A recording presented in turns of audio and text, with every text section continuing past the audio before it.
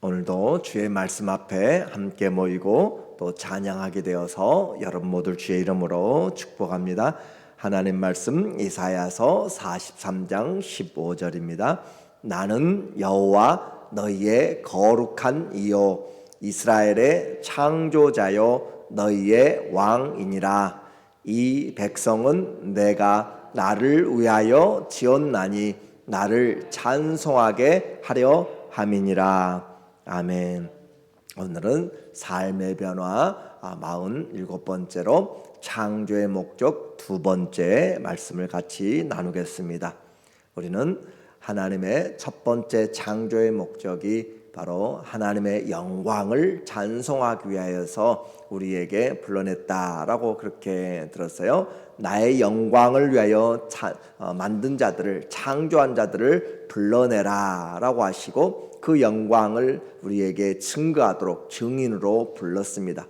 이 땅에 살아가는 모든 피조물, 또 특별히 사람들은 하나님의 영광을 위해서, 그래서 만물이 하나님의 영광을 나타내고 하늘이 그의 영광을 선포하는 것이죠. 그리고 성도들은 그 사랑과 그 은혜와 그 영광을 증거하는 일이 우리의 삶인 것을 첫 번째로 보았어요. 인생은 두려움과 연속의 그런 삶입니다. 눈 뜨고 나면 걱정과 근심이 우리에게 몰려오는 것이 많은 일들이에요. 그러나 그 많은 삶의 낙심 가운데 있을지라도 우리에게 도움을 주시는 분이 항상 계시다라고 우리에게 끊임없이 선지자들 통하여서 우리에게 말씀하시고 성경의 주의 말씀을 통하여 내가 너와 함께함이라, 두려워하지 말라, 놀라지 말라, 나는 내 하나님이 됨이라 라고 그렇게 주님 우리에게 끊임없이 말씀합니다. 그래서 인생의 소망을 하나님께 두도록 우리에게 말씀하는 거예요. 43장은 특별히 바벨론의 포로에 있는 그 이스라엘 사람들에게 정말 낙심되고 아무런 도움도 기대할 수 없고 나라도 멸망해버린 이방에 끌려가서 그렇게 한 세대 두 세대를 보내고 있는 자들에게 하나님은 내가 바로 창조의 주이고 내가 너희를 구속한 주이고 내가 너희를 선택한 주고 그래서 너희는 내가 너희를 지명하여서 불러낸 내 백성 내 것이라 라고 그렇게 소속을 분명하게 해주시고 내가 너의 하나님이 됨이라, 내가 너를 사랑하고 보배롭고 존귀하게 여겼다라고 그렇게 이야기합니다. 그래서 너희를 구원하기 위해서는 그 어떤 것들도 내가 그 대속물로 다 내어주겠다. 이집트도 또 다른 강대국들도 다 내어주면서까지라도 내가 너희를 불러오겠다라고 했던 특별한 하나님의 그 선택과 사랑을 보았습니다. 이제 그 하나님께서 우리에게 말씀하시기를 내가 너희를 위하여서 구원할 뿐만 아니라 새 일을 행하시겠다라고 그렇게 하시는 거예요. 그래서 우리는 신앙생활을 하면서 하나님을 잘 알아야 됩니다. 세상이 가르쳐주는 그런 신이 아니라 성경이 하나님 자신이 우리에게 말씀하시는 곧 나는 그러라 하신 그 창조의 주님, 우리를 구원하신 그 주님을 알아야 되기 때문에 쉐마 이스라엘, 이스라엘아 들으라, 오직 하나님 여호와는 한 분인 여호와시니 너희는 마음을 다하고 성품을 다하고 뜻을 다하여서 하나님을 사랑하라 라고 하신 것처럼 하나님의 그 말씀을 들을 때 우리가 그 하나님을 올바로 신뢰할 수가 있어요. 하나님은 거룩한 분이십니다. 오늘 14절에 보니까 너희의 구속자요, 그래요. 하나님 우리에게 구속을 베풀어 주신 분으로 나타나고 있어요. 구속자요 이스라엘의 거룩한 이 여호와가 말하노라. 너희를 위하여 내가 바벨론에 사람을 보내어 모든 갈대아 사람에게 자기들의 연락하던 배를 타고 도망하여 내려가게 하리라. 그 바벨론의 포로가 되었는데 하나님이 그 바벨론 사람들을 다 쫓아내겠다라고 하시는 거죠. 그 메대와 바사 곧 페르시아를 통하여서 하나님이 하실까요? 그리고 15절에 나는 여호와 너희의 거룩한 이요 이스라엘의 창조자요 너희의 왕이라 하나님이 우리에게 어떤 분이신가, 우리를 창조하셨을 뿐만 아니라 그분이 우리의 왕이시다라고 하는 것이고, 그분의 성품은 거룩한, 백성들은 지금 죄를 지어서 그 불의한 가운데 있지만 하나님은 여전히 거룩한 분이시다라고 그렇게 말씀하고 있어요. 그래서 신앙이 흐려질수록 또 문제가 심각해지고 커지고 복잡해질 수 있도록, 복잡할수록 우리는 그 문제보다 창조주 하나님, 우리의 구원의 주님, 그리고 우리를 다스리시는 분이 바로 왕이신 하나님인 것을 우리가 알 때 그 왕 앞에 아무것도 대적할 자가 없습니다. 우리 하나님을 아는 것은 우리가 하나님 앞에서 섬겨나가고 또 그 시험들을 이겨나갈 수 있는 힘을 얻는 것이에요. 그래서 아무도 하나님의 손에서, 만유보다 크신 하나님의 손에서 우리를 빼앗아갈 자가 없다라고 하는 분명한 하나님의 그 통치를 우리가 믿는 것이죠. 그래서 우리의 하나님됨을 믿을 때 우리의 능력이 우리에게서가 아니라 그 하나님에게서 나옵니다. 창조주 하나님이 우리를 자기 백성을, 너는 내 것이라 하신 것처럼 자기 백성을 왕이 되어서 다스리고 있는 것이고, 그 왕이 자기 백성을 찾아오는 거예요. 16절에 보니까 나 여호와가 이같이 말하노라. 바다 가운데 길을, 큰 물 가운데 지름길을 내고, 과거에도 하나님이 그 이스라엘을 이집트에서 끌어낼 때 하나님이 이와 같이 하나님의 큰 일들을 행하셨어요.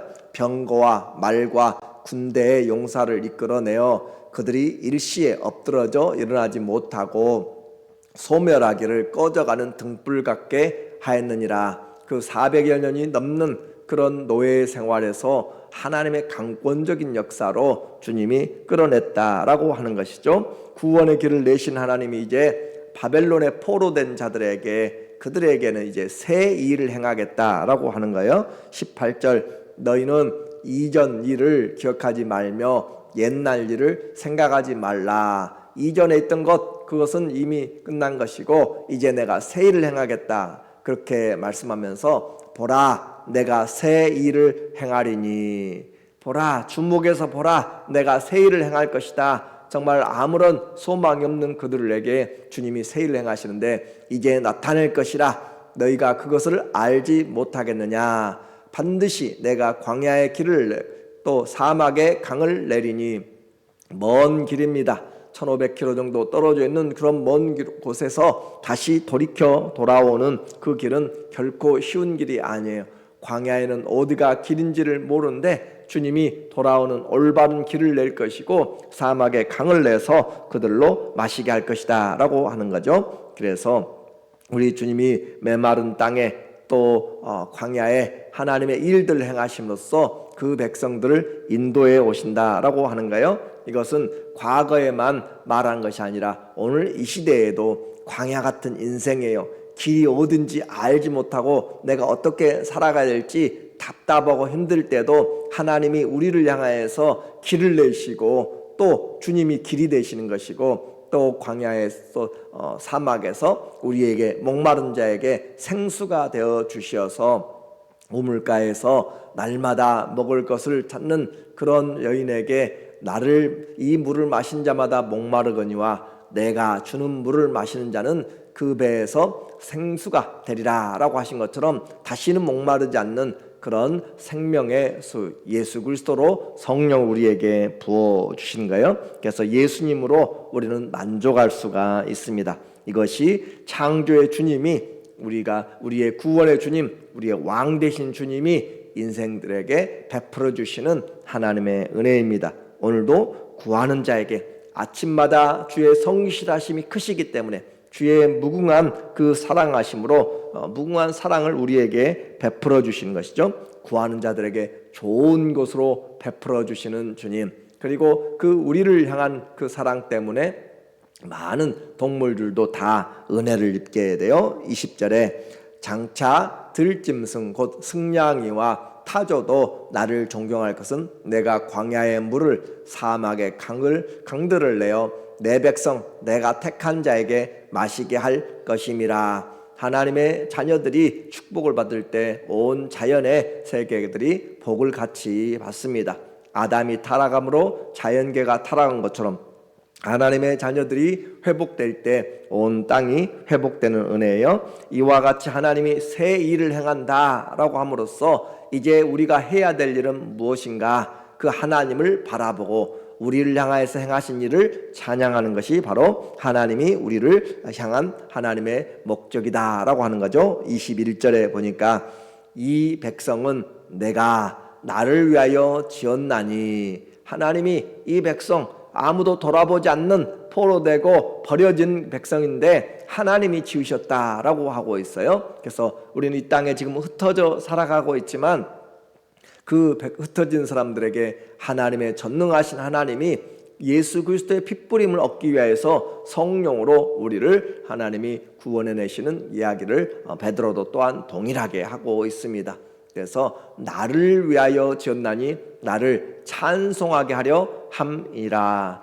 주님을 찬송하는 것, 하나님의 새 일을 행하신 것, 그 포로됨에서 구원해 주신 것, 오늘도 우리를 그렇게 사단의 세계에서 이 세상의 모든 압박에서 그리고 우리 인생의 묶임에서 풀어주시고 우리를 영원한 하나님의 생명과 은혜를 주신 것을 찬양하도록. 그래서 사람은 무기물에서 유기물로, 또 초식동물에서 육식동물로, 또 원숭이에서 사람으로 그렇게 진화된 것이 아니라 창세 전부터 하늘에 속한 신령한 복을 주려고 하나님이 그리스도 예수 안에서 우리를 예정하시고 예수 그리스도의 그 은혜를 얻기 위하여 창조하셨다라고 하는 것이죠. 찬송해야 될 이유는 바로 우리를 향한 하나님의 사랑이 앞서 있기 때문에 그래요.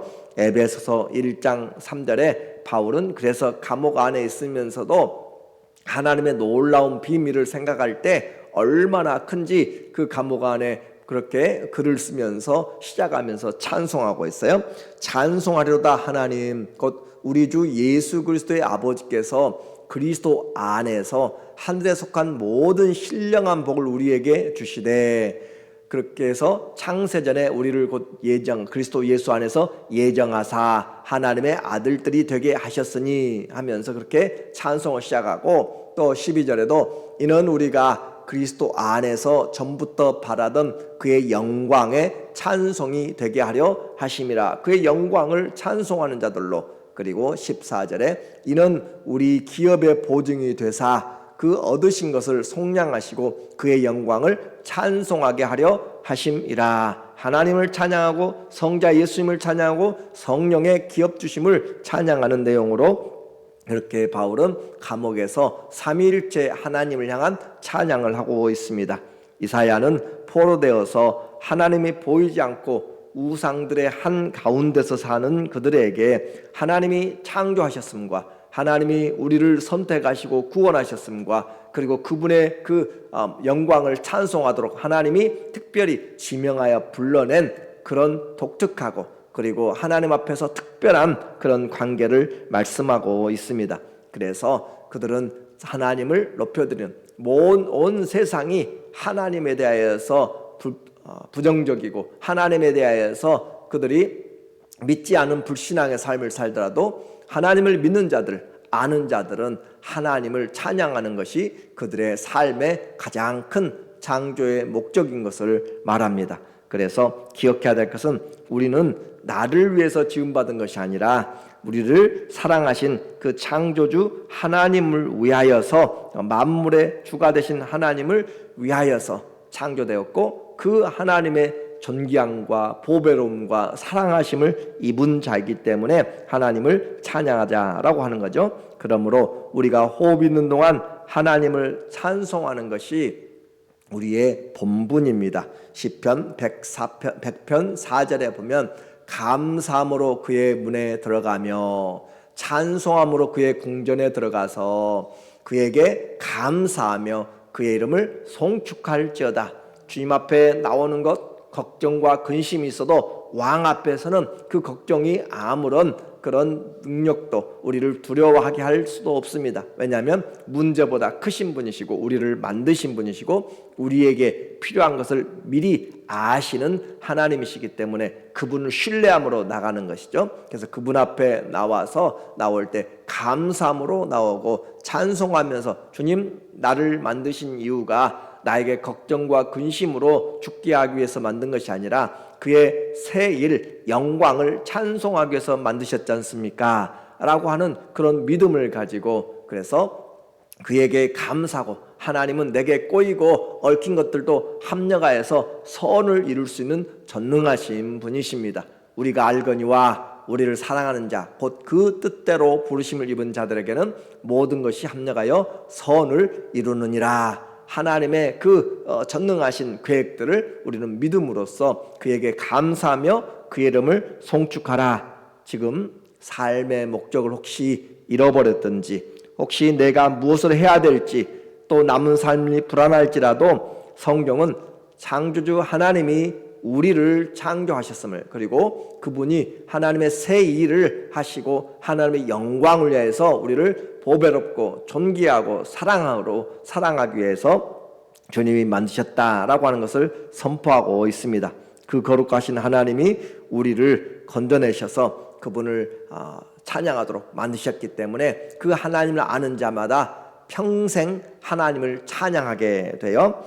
104편 33절에 보니까 내가 평생토록 여호와께 노래하며 내가 살아있는 동안 내 하나님을 찬양하리로다. 우리의 호흡인 데까지 그날까지 찬송하라. 시편 150편을 이야기하고 있지만 이미 그 안에서도 하나님 앞에 평생토록 하나님을 찬양하라. 그리고 146편 2절에도 나의 생전에 여호와를 찬양하며 나의 평생에 내 하나님을 찬송하리로다. 하나님에 대한 이 믿음은 바로 하나님이 우리를 위해서 새 일을 행하시고 우리를 구별하여서 그리고 존귀하고 보배롭게 여기고 사랑하고 있어 하나님의 영광을 위하여서 창조하였기 때문에 그렇습니다.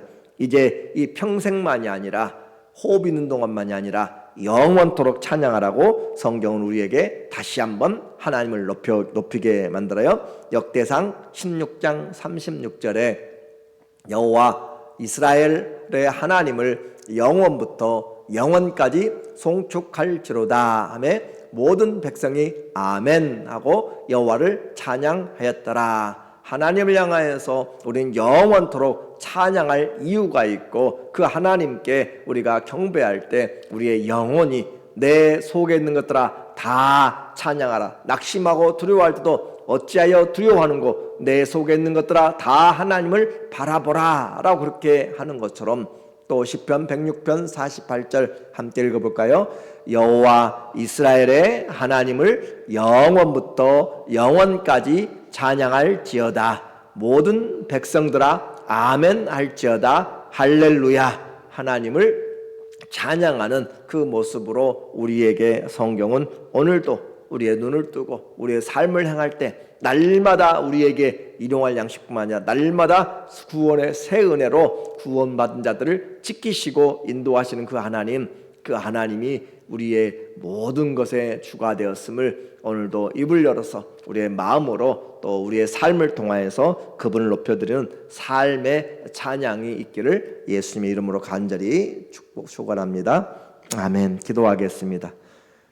하나님 아버지, 오늘도 우리 주님을 감사 찬송할 수 있는 은혜와 말씀을 주시고 또 우리 영혼에 하나님을 향한 간절한 기대와 소망을 주셔서 평생에 하나님을 찬양할 뿐만 아니라 영원토록 하나님을 찬양할 이유와 은혜를 주셔서 감사합니다.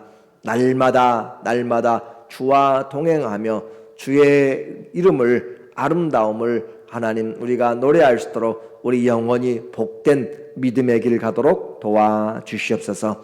예수님의 이름으로 기도합니다. 아멘.